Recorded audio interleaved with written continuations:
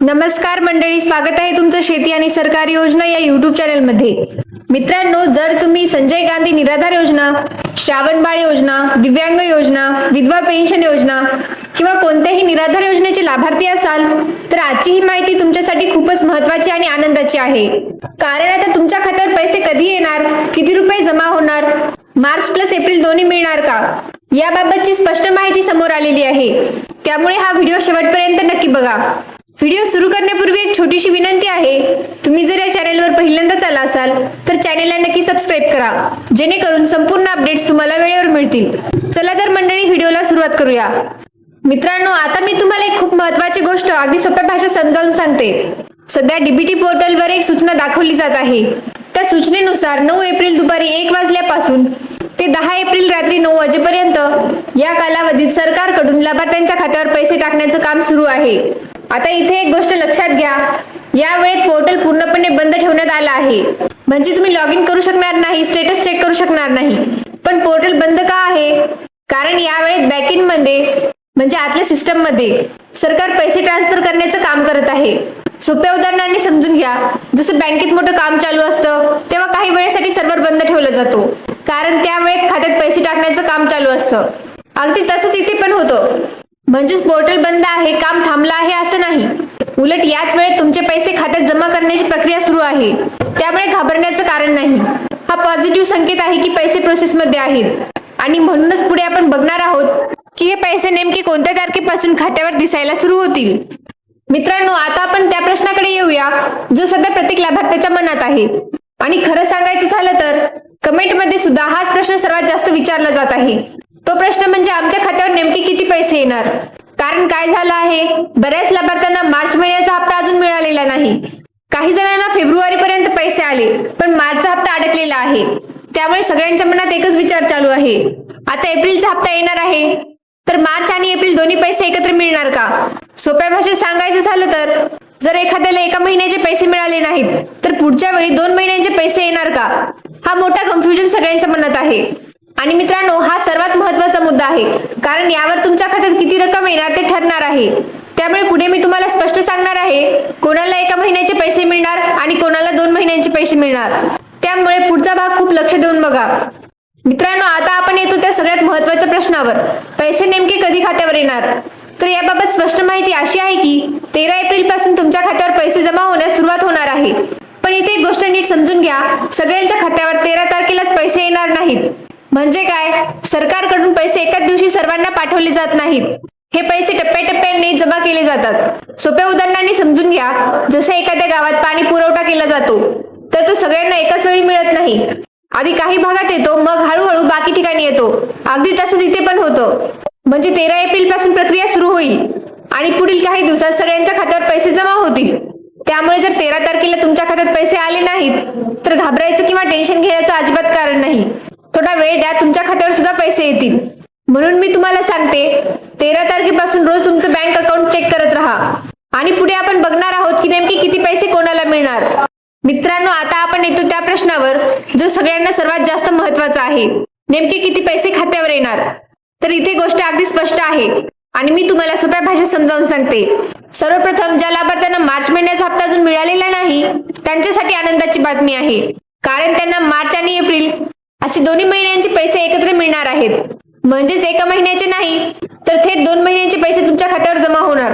आता रक्कम किती, लक्ष देऊन ऐका। सामान्य निराधार लाभार्थी साधारण 3000 पर्यंत रक्कम मिळू शकते आणि जे दिव्यांग लाभार्थी आहेत त्यांना 5000 पर्यंत रक्कम मिळू शकते। सोप्या उदाहरणाने समजून घ्या, जर तुम्हाला दर महिन्याला 1500 मिळत असतील आणि मार्चचा हप्ता आला नसेल तर आता एप्रिल मध्ये 1500 प्लस 1500 3000 एकत्र येऊ शकतात। आणि दिव्यांग लाभार्थ्यांसाठीही हाच नियम लागू होतो। म्हणजे मार्च मिळाला नाही तर डबल पैसे येणार। त्यामुळे ज्यांचा मार्चचा हप्ता अडकलेला होता त्यांच्यासाठी ही खूप मोठी आणि आनंदाची बातमी आहे। आता पुढे आपण बघणार आहोत, ज्यांना मार्चचा हप्ता आधीच मिळाला आहे त्यांना किती पैसे मिळणार। मित्रांनो, आता एक खूप महत्त्वाची गोष्ट नीट समजून घ्या।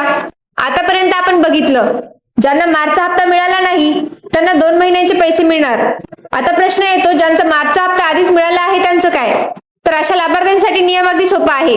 जर तुम्हाला मार्च महिन्याचे पैसे आधीच मिळाले असतील तर तुम्हाला फक्त एप्रिल महिन्याचाच हप्ता मिळणार।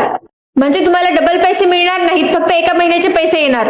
आता रक्कम किती ती तुमच्या योजनेनुसार ठरते. 1,500 किंवा 2,500. सोप्या उदाहरणाने समजून घ्या.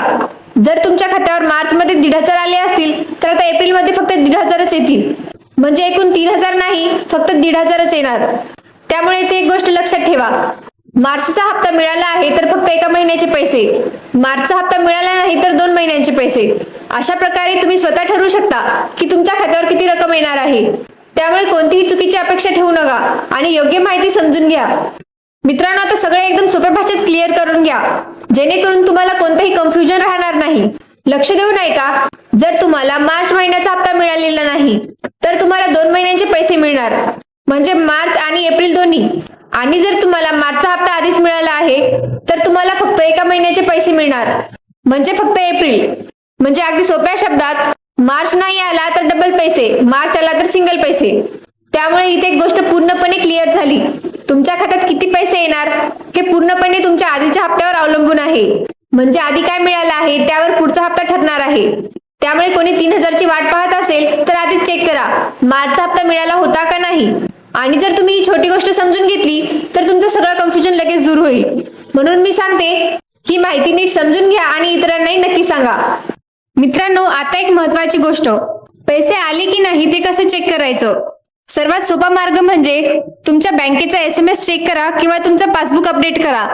तसेच तुम्ही ATM मधून बॅलन्स चेक करू शकता किंवा मोबाईल बँकिंग, नेट बँकिंग असेल तर तिथूनही चेक करू शकता. कारण बऱ्याच वेळा पैसे आलेले असतात पण आपल्याला माहिती नसते. त्यामुळे 13 तारखेपासून रोज एकदा तरी तुमचं अकाउंट चेक करत राहा. मित्रांनो, आता एक महत्त्वाचा प्रश्न, काही लोकांना पैसे लवकर येतात आणि काहींना उशिरा का येतात. याचं कारण खूप सोपं आहे. सरकार एकाच वेळी सर्वांना पैसे पाठवत नाही. लाखो लाभार्थी असल्यामुळे पैसे टप्प्याटप्प्याने पाठवले जातात. त्यामुळे काहींना 13 तारखेलाच येतील तर काहींना 2 ते 3 दिवसांनी येऊ शकतात. त्यामुळे जर तुमचे पैसे थोडे उशिरा आले तरी घाबरण्याचं कारण नाही. मित्रांनो, आता समजा तुमच्या खात्यावर पैसे आले नाहीत तर काय करायचं. सर्वात आधी 2 ते 3 दिवस वाट पहा. तरीही पैसे आले नाहीत तर तुमच्या गावातील तलाठी, ग्रामसेवक किंवा संबंधित कार्यालयात संपर्क करा आणि तुमचं अकाउंट ऍक्टिव्ह आहे का, DBT लिंक आहे का हे पण चेक करून घ्या.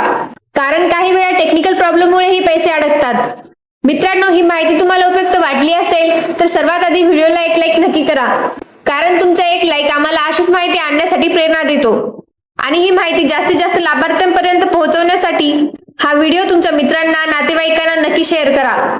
तसेच अशा सरकारी योजना आणि महत्त्वाच्या अपडेटसाठी शेती आणि सरकारी योजना या YouTube चॅनलला नक्की सबस्क्राईब करा आणि बेल आयकॉन पण ऑन करा. आणि मित्रांनो, जर तुम्हाला दररोज मोबाईलवर अशाच अपडेट्स हव्या असतील तर आमच्या व्हॉट्सअप ग्रुपला नक्की जॉईन करा. व्हॉट्सअप ग्रुपची लिंक डिस्क्रिप्शन मध्ये दिलेली आहे. त्या लिंकवर क्लिक करा आणि लगेच ग्रुपमध्ये जॉईन व्हा. पुढील अपडेटसाठी आमच्यासोबत नक्की राहा. धन्यवाद. जय हिंद, जय महाराष्ट्र.